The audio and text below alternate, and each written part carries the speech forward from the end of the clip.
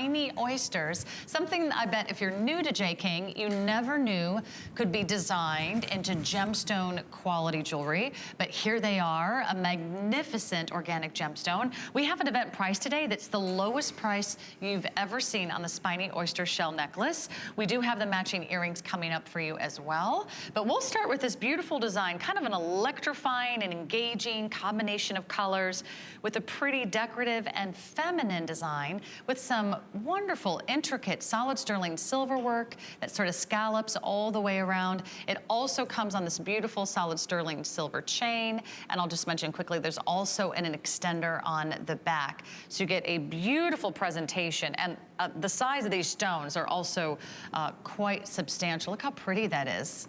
At the very bottom, you have a pear, and you've got some rounds and rectangular and even ovals.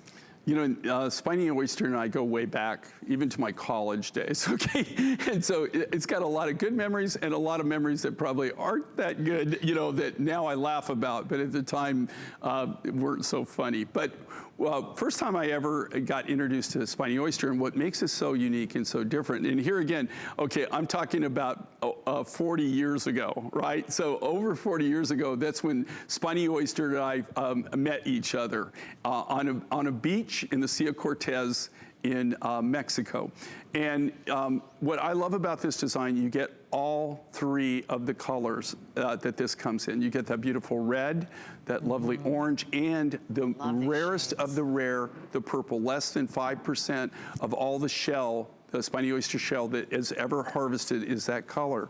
When I was in college, there were several of us that used to be divers. And so what we do, we had a friend that had a Volkswagen bus, and we would all pile in, and my hair was considered really longer at that time. And we would all pile in. Long hair? And it was past my waist. We used to, but we would all pile in, and when we had, you know, we had like a break or whatever from college school, and we would take our dive equipment, we would pile in this Volkswagen van, we would drive down to either San Carlos or Guaymas, which is right on the Sea of Cortez. And at that time, you can't do it anymore, but at that time what we would do is we would just camp out on the beach. I mean, we dove for our food, literally. You know, you know, we caught our food. The only thing we really ever went into town for, into the village was to re-up our beer supply. I was going to say, cervezas. Yeah, re-up on the cervezas. And they used to trade for these shrimp. We'd trade like whatever, sometimes the fish that we speared or something. And we'd get these monster shrimp. They were like almost like mini lobsters. And one of the things, you'd be camped out on the beach, and now I'm talking, you know, early 70s. This is Spiny Oyster. It's an actual oyster, but it's got spines. It looks like a porcupine almost. And they'll actually, they'll draw blood. I mean, you know, you really got to be careful when you handle them. So, but the local indigenous people were actually harvesting the oysters back then, but they had no really need for the shell. There was no use for it. So they were just harvesting it for the oyster, for the meat. And so, you know, here we are, and we're all jewelry makers, right? I mean, we're going to school, but everybody's, you know, that we're all supplementing our income making beads and making jewelry, making hishi. Everybody, you're too young to know this, but, you know, we'd all wear puka shell and turquoise, hishi. I mean, it was just a big thing, right?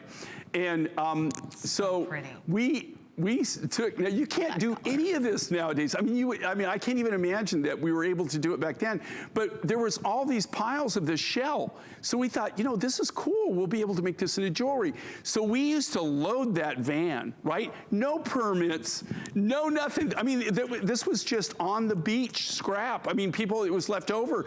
And we used to come through, we had literally, I mean, barely space to see. We would load burlap sacks full of these shells and pack that van, We had them on top. We had it anywhere that you could put it. And I can't tell you the number of times we'd get stopped on the border. You know, like this is when it was just too lane.